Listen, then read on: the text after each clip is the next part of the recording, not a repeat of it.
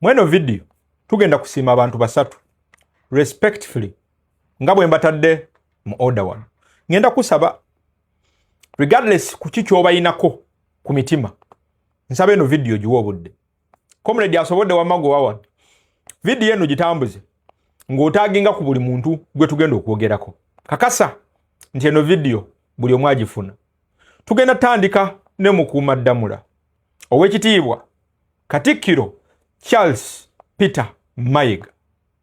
Mukuuma Ddamula, tukwebaza. Wadde nga twalina issue emabega wali ku ngeri gye bali olambika ensonga ezimu nga tetukkaanya nazo. Ate kyo kya buntu. Wabula ngenda kwebaza olw'okubeera omu ku abo be tusobola okuyita ba elders abateetiiriridde abalambika ensonga n'ezo ezisobola okubateeka mu buzibu ne basigala nga bazoogerako. Ensangi zino oba ennaku zino oyina engeri gy'okiikirira abaana ba Nnambi n'oyogera ebigambo mu ngeri ey'ekitiibwa oba eweesa ekitiibwa etawewula, naye ate ensonga ne zituuka wadde nga boogamba basobola okunyiiga ne zikuteeka ne mu buzibu ng'omuntu. Ow'ekitiibwa Katikkiro Charles Peter Mayiga, eno video wonna weeneekusanga twagala kusiima kugamba nti weebale buteetiiririra na kusinga bantu bandibadde boogera ku nsonga ezo b'osobola okugamba nti bannabyabufuzi, bannaddiini bangi ne ba cultural leaders bangi abeesirikiridde ng'obumenyi bw'amateeka bugenda mu maaso mu ggwanga lyattu Uganda ne batabaako kye boogera.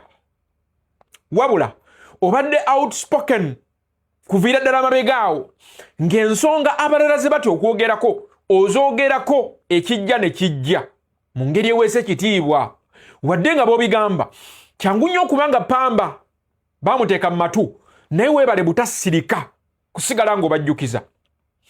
Sigenda kwogerera bingi, njagala gwalaba akatambi kano agenda okukatambuza mpaka ku Oweekitiibwa Katikkiro Charles Peter Mayiga. Ngenda kupuleyingira bu kiripu busatu obwakwatibwa mu budde obw'enjawulo oba mu videos ez'enjawulo nkuwadde kiripu olabe kyendi mu kwogerako. Akasookera ddala oba bu kiripu bwe buno wano. Kaakati General Muhoozi Kainerugaba yakutte Edward Ssebuufu gwe bayita Eddie Mutwe. Ndowooza amulanga kukuza birevu na butamanya Lunyankole. Si byange bibye tewabaawo abinsibako. Yabitadde ku kibanja kye ye kennyini n'ateekako Edward Ssebuufu oba gwe bayita Eddie Mutwe nga amumedde ekirevu. Omusajja omukulu omumwaka oti ekirevu. Ebyokulonda nga bwe byaggwa, tusaba wabeewo obutebenkevu obwannamaddala abwakwatibwa olw'obusongasonga obw'ebyobufuzi bateebwe. Kyova olaba tebasobola na kuleeta babate, kubanga n'obujulizi obubaluma tebuliiyo. Eddie Mutwe simanya yabba akasimu oba yabba sweta. Kakati esweta nandibadde kiki? Ebyokulonda nga bwe byaggwa, tusaba wabeewo obutebenkevu obwannamaddala abwakwatibwa olw'obusongasonga obw'ebyobufuzi bateebwe. Kyova olaba tebasobola na kuleeta babate, kubanga n'obujulizi obubaluma tebuliiyo. Eddie Mutwe simanya yabba akasimu. Oweekitiibwa Katikkiro Charles Peter Mayiga, tukusiima ku lw'obuvumu, ku lw'obuteetiirira na butasuulirira buvunaanyizibwa bwo nga kabaka waffe owa wabweru. Weewaawo tujja gamba nti omulimu ogukoze oba ogukolera ddala.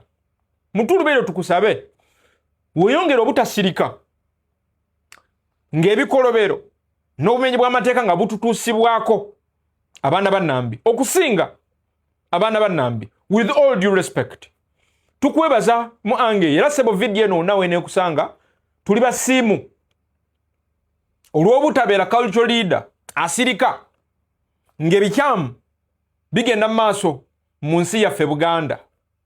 So weebale nnyo, weebalire ddala. Omuntu ow'okubiri y'Oweekitiibwa Joel Ssenyonyi.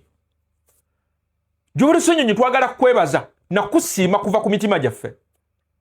nti wakati nga tulina abantu bangi ababaka bangi okuviira mu kaseera omukulembeze waffe His Excellency Robert Kyagulanyi Ssentamu Kagujje we yakulonda, at least mu bantu bangi obadde outspoken, not just being outspoken, naye obadde omubaka alambika ensonga, okulembedde abanno ku bukiiko obw'enjawulo kuviira ddala kakiiko ka Kosase 2022 mpaka we tuli obudde buno. Era kiri obvious nti okuva mu office eyo, with all due respect, sikuzala wana kunyooma muntu yagiddamu wekitiibwa Medadi Akalyamaggwa Sseggona, ekyamazima kiri nti underperforminze okusinziira ku performance gye waleka mu kakiiko ako. Nti ojja kwetegereza nti ensonga ze walambika ng'okyali kakiiko ako wasettinga precedent nti n'olunaku olwaleero ensonga ze zimu eggwanga lizikomyawo ne bagamba nti akasajja ka Joel Ssennyonyi kaali katuufu. The best example ye Bamutulaki yagoba obudde buno naye ng'ensonga zonna ze wakolako ripooti ze mwatebolinga Amongi n'agaana ze zaavirako Bamutulaki okuluzinga ekifo kye.